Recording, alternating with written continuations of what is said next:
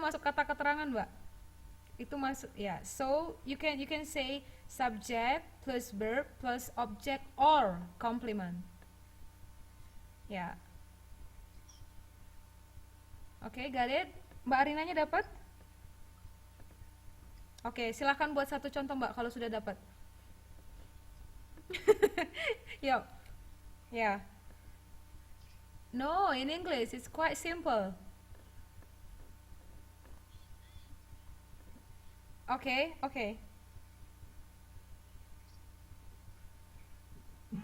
Yeah, yeah, sure. Kayaknya contoh itu udah deh seminggu yang lalu. Another one. You can create another one, the simple one. Oke, Mbak Mustika ya?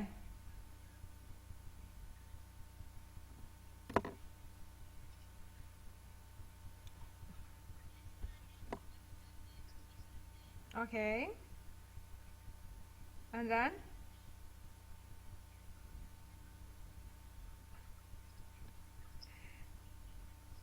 Okay, sure. Don't so don't wait.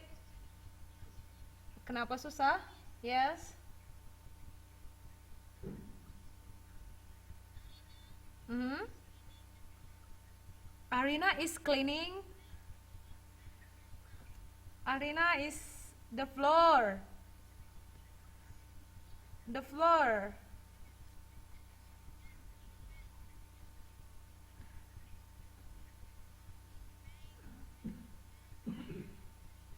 The floor. The floor is being what?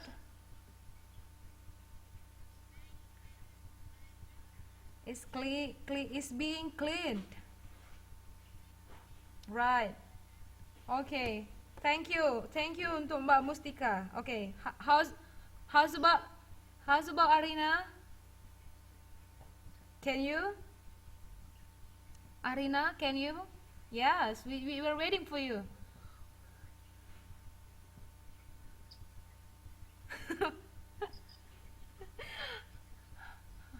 How many hours?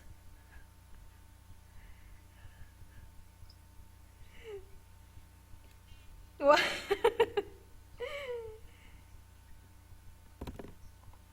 Yeah.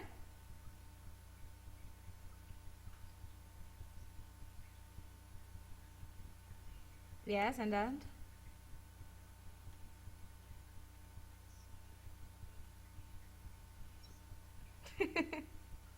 Yeah.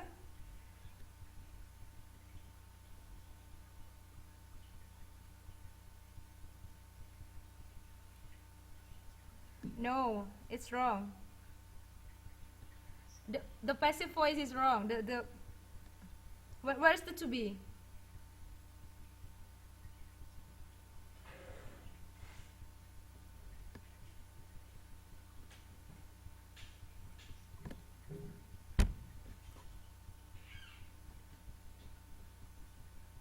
Yes, Mbak Juminawati.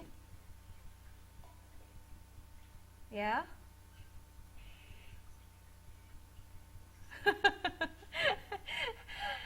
the the ac- the active form is already correct, but Yusnita. Okay, go on. Yes. What? But Mimi have. Okay. Has. Yeah, but Mimi Ar- has Arik. Maksudnya apa? Maksudnya Mbak Arina telah Mbak. Oke, Mbak Mimi has. Oke, Mbak Mimi mempunyai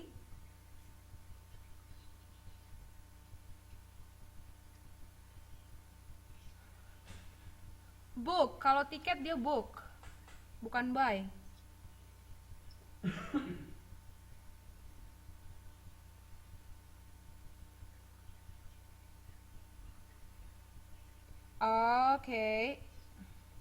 Okay. So Mbak Mimi has booked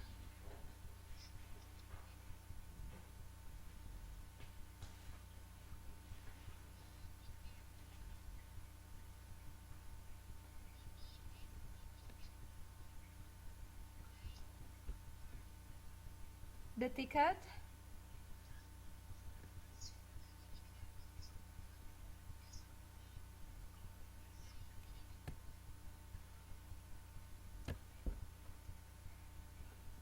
Yang mana nih yang benar nih? Sepertinya sudah mulai bingung.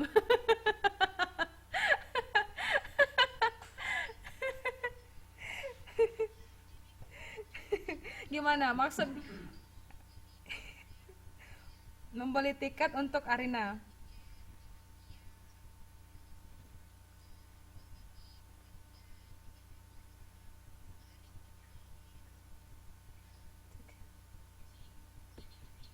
Oh, so you can say in inactive, Mbak Mimi has booked ticket for Arena. Okay, is it the correct one? Mbak Mimi has booked ticket for Arena. Is it? Is that you mean? Maksudnya itu kah? Mbak Mimi telah membeli tiket untuk Arina?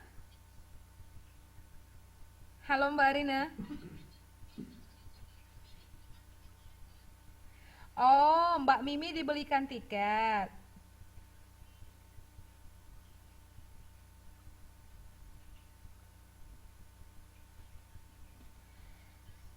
So the ticket has been bought by Mbak Mimi, by Arik for Mbak Arina. Oh, for Mimi, I mean, sorry. Yeah. Yeah, so that's the passive. Okay, so the so the passive constructive. Mbak Juminawati silahkan. Apa tadi? Yang barusan yang bentuk pasifnya tadi Mbak udah sebutkan dengan benar. Coba diulang. The ticket.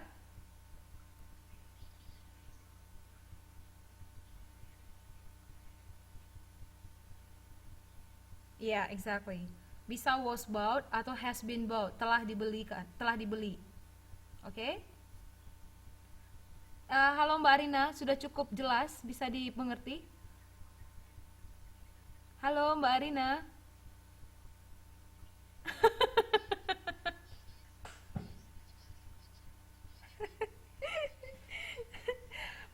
Oke, Mbak Jumina. Ya, well, sepertinya saya harus kasih tugas untuk membuat kalimat aktif dan pasif ini kayaknya. Ya. Well, iya, makanya jadi saya harus kasih exercise untuk teman-teman semua ini sepertinya. Karena kita ngomongin hal yang tinggi-tinggi padahal untuk aktif dan pasif masih bingung, ya kan?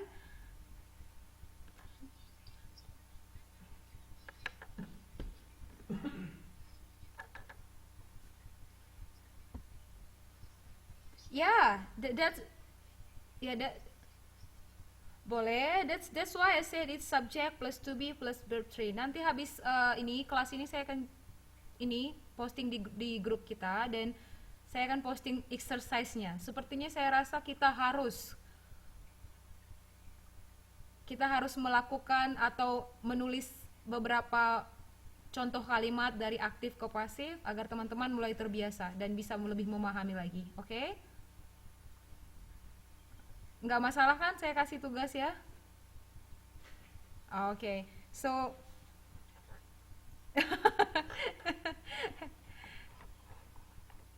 ya, ya, ya. Oke. Ini another passive constructive. Still it's about passive constructive. Kita coba buka page 3.28.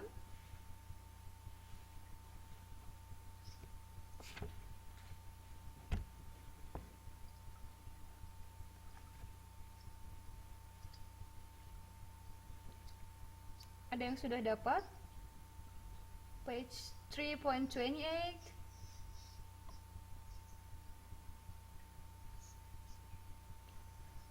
Paragraph 6, the second sentence. Second sentence, paragraph 6. Siapa yang belum baca? Ada yang belum baca tadi? Siapa? Arnengsi yang mana?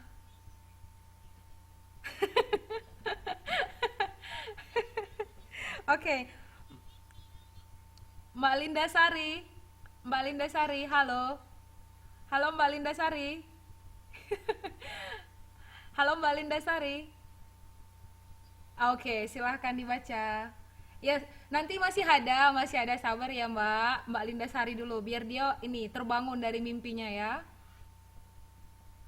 Silahkan Mbak Linda Sari. Ya, this captured.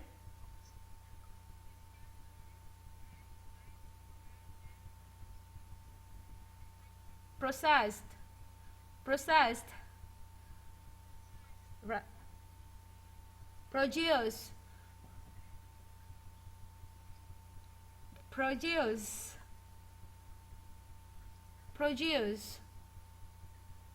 Right, yeah. Produce. Can you read that? Can you see? Can you see the verb to produce and then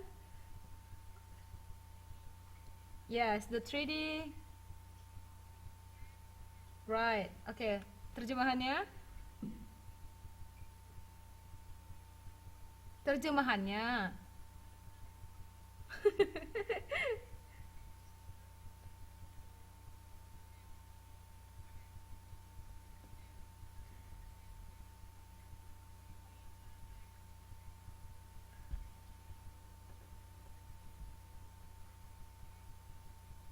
Nah, thank you untuk Mbak Linda Sari. Diperhatikan kembali di sini ada this capture straight lines were then processed to produce the 3D object model. Oke, siapa yang bisa kasih tahu saya ini yang mana objeknya, yang mana to be dan yang mana verb 3 di kalimat ini?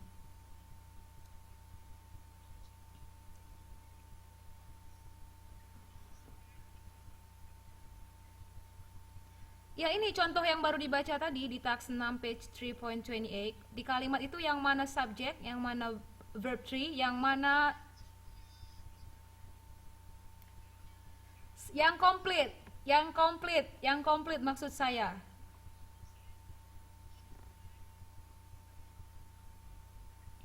Oke, and then oke.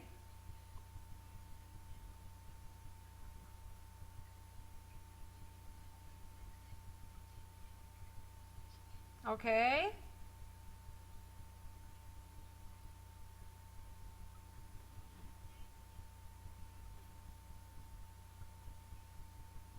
Oke. So, yeah, that's really correct. Yeah, thank you untuk Mbak apa tadi itu ya? Arik ya? Oh, thank you. Sepertinya Mbak Arik sudah pintar sekali untuk passive konstruktif. Terima kasih untuk Mbak Arik. Oke, ya itu benar yang Mbak Arik barusan jelasin tadi. This capture straight lines itu adalah subject, where is a to be, processed is a verb 3, and then to produce the 3D object model is a complement. Jadi udah benar-benar paham ya passive konstruktif ini ya? Iya, ya makanya nanti saya kasih exercise habis ini. Saya kasih exercise. Kenapa? Ah ya benar. Yang ya nanti bisa di send ke email saya kembali. Ah, kita lihat. Oh well, untuk pasif konstruktif saya kira itu sudah cukup banyak contohnya tadi kita bahas. So let's see the word here terms. Apa terms kemarin kita ini kan kita artikan? Benar, istilah. Nah, Di dalam bahasa Inggris ada beberapa atau ada banyak maaf, agak berisik ya.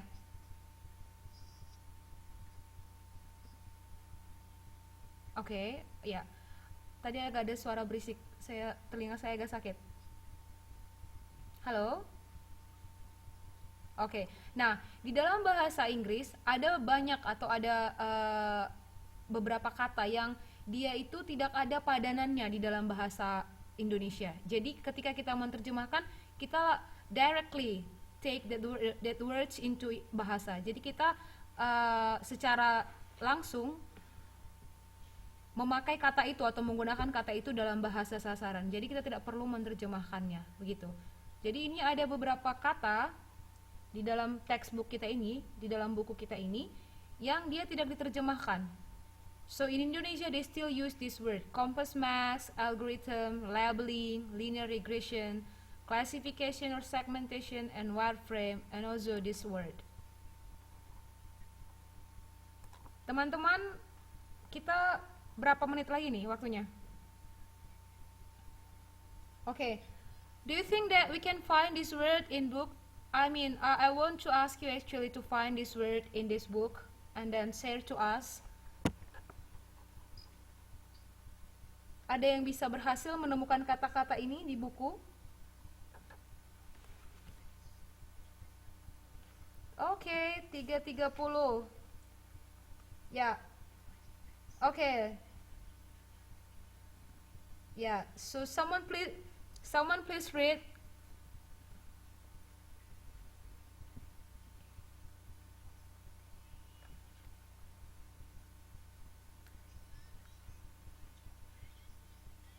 Yeah, just read it.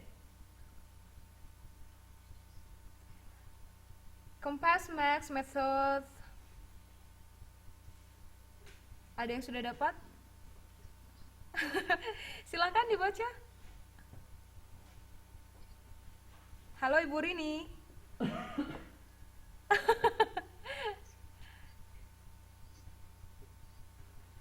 Yeah, the translation.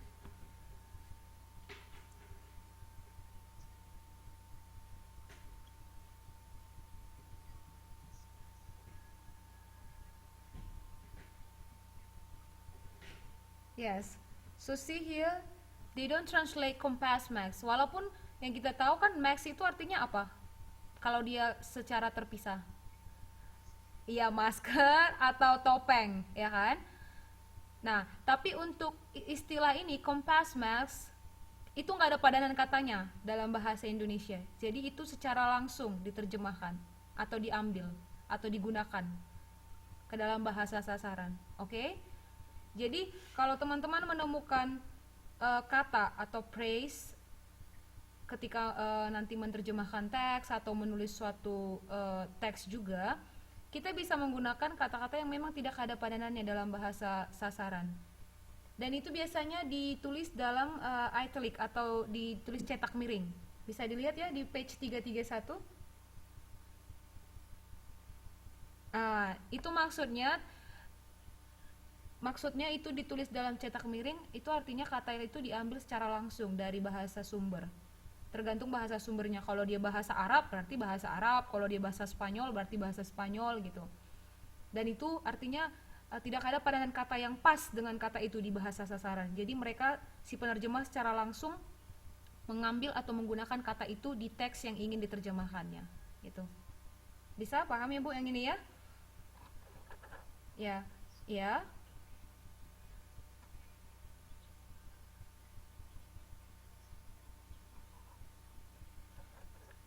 Nama jalan sepertinya bisa karena ada kita tambahkan street. Jadi seperti misal kalau di luar negeri kan ada misalnya kita katakan misalnya Peter Street. Itu kan dalam bahasa Indonesia bisa diterjemahkan jalan Peter. Streetnya tetap bisa diterjemahkan atau road.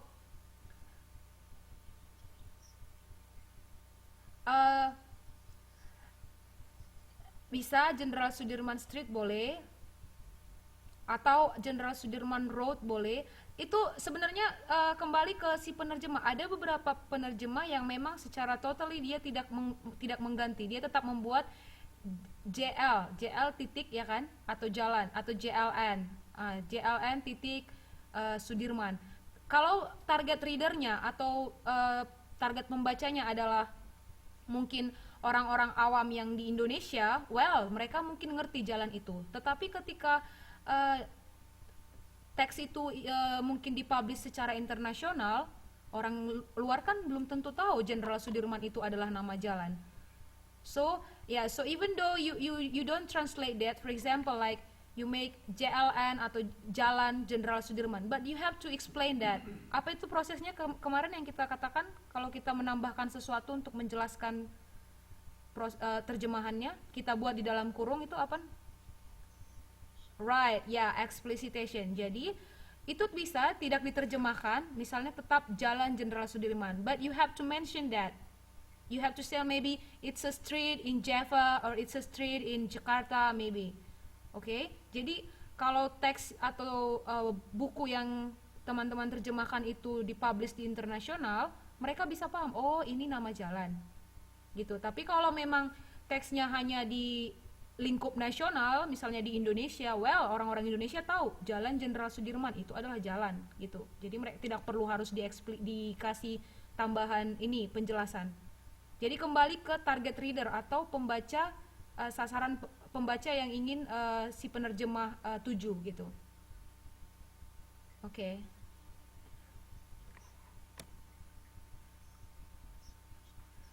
Kalau ini sih nggak termasuk explicitation karena ini memang directly mereka ambil dari ini karena memang terms atau istilah. Jadi ini saya rasa ini masuk ke transstability itu bukan ini. Itu adalah misalkan dia dari aktif tetap di aktif, pergeseran bentuk kata. Jadi for example dia dalam bahasa sumber adalah word, tetapi ketika diterjemahkan ke bahasa sasaran dia berubah menjadi praise, misalnya lebih dari satu kata gitu. Seperti yang kemarin misalnya di bahasa Inggris ada kata some, ya kan, tetapi ketika kita terjemahkan menjadi beberapa dari, nah itu kan udah jadi lebih dari satu kata, sementara dia di bahasa Inggris dia hanya digolongkan satu kata some, tetapi ketika diterjemahkan menjadi beberapa dari, jadi ada dua kata atau dia disebut praise. Nah itu yang namanya transstability, pergeseran bentuk dari kata menjadi praise, atau dari verb menjadi noun, atau dari verb menjadi adjective, itu transstability.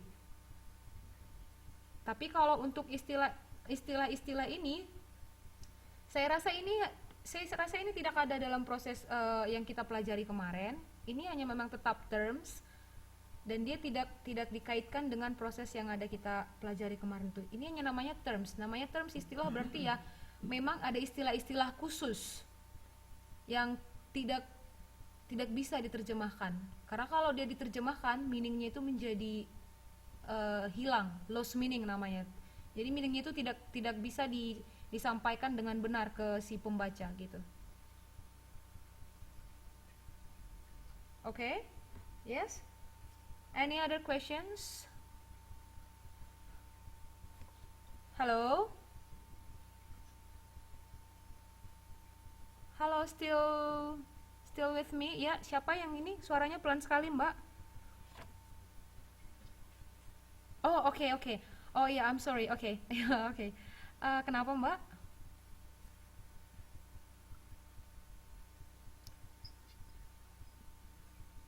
Sorry, saya nggak dengar, maaf.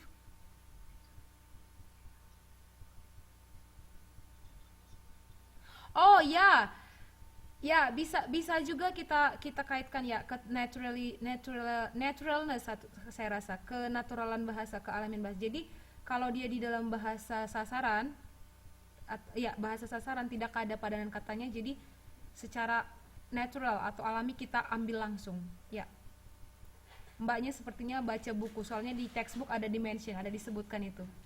Terima kasih untuk Mbak apa tadi, Mbak Elis ya?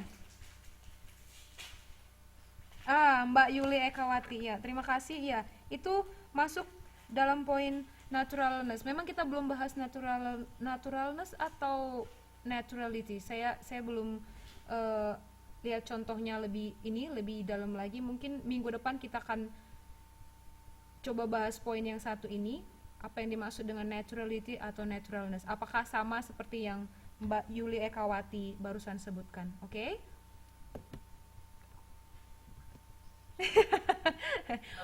Mau di mau di- Mbak Arina ketahuan ya nggak baca ya halaman berapa katanya. Saya masih di sini, nanti aja ditanya. Saya saya jadi tahu kan banyak nggak baca. Oh iya, jujur itu lebih baik, benar. Oke, yes, that's correct, benar. Jujur itu lebih baik daripada sok tahu, betul ya. Ya. Oke, jadi ini bisa ditemukan nanti istilah-istilah ini di buku, dan juga ini sepertinya udah jam berapa? Soalnya ada yang nanya jam berapa nih? Oke, sudah jam 12.02. Well, kita akan selesaikan ini. Jadi ini ada saya buat kesimpulannya. So let's see here. Generally in procedure text we use a lot passive constructive in order to show the chronological order or process of something. Oke, seperti yang saya sebutkan tadi, pada procedure text usually they use passive constructive. Oke. Dan yang kedua, transposition can be applied in translation to get the correct meaning. Tahu kan transposition kemarin? Apa nih? Ya, ya, ya, that's correct. Dan yang poin ketiga, to link word, sentence, or paragraph, we can use cohesive markers. Oke, jadi kalau ingin menghubungkan kalimat satu dengan kalimat lain, jangan lupa memakai cohesive markers yang sudah kita pelajari tadi, kata penghubung. Oke. Well, still any questions or we can stop now? Ada yang masih mau ditanya? Halo? Enough? Okay, so I will post this in our group later on, and then your homework. Can I give your homework? Okay, about passive constructive. Yeah, I will send it, and then please send it back to me to my email before the next meeting. Okay? Hari Senin. Hari Senin. Meetingnya hari Senin kan? Jadi tugasnya terakhir saya Oke, oke, Minggu. Ming Oke. Iya, sebenarnya kan Senin kemarin, tetapi karena ada masalah dengan laptop notebook saya, jadi saya ganti sekarang. Jadi kemarin saya install ulang. No, iya benar. Kemarin notebook saya yang bermasalah, jadi saya minta maaf. Terima kasih sudah menyediakan waktu malam hari ini. I say thanks a lot for all your cooperations. So I will wait your homework Sunday at noon. Can I wait until 12 at noon? At noon. Atau okay. So naik what time?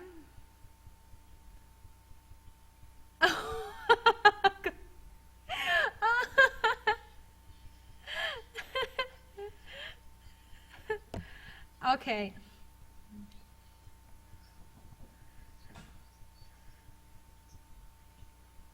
Oh, really? No, no. Tomorrow still Friday. Friday, Saturday, Sunday. You have 3 days more. Ah, yeah. Hold a second. I think you need to make the biweekly journal, right? Yes. Is it 20? Okay. So, okay, fine. So, okay. Jadi ini tugasnya barengan aja dikirim, bi weekly dengan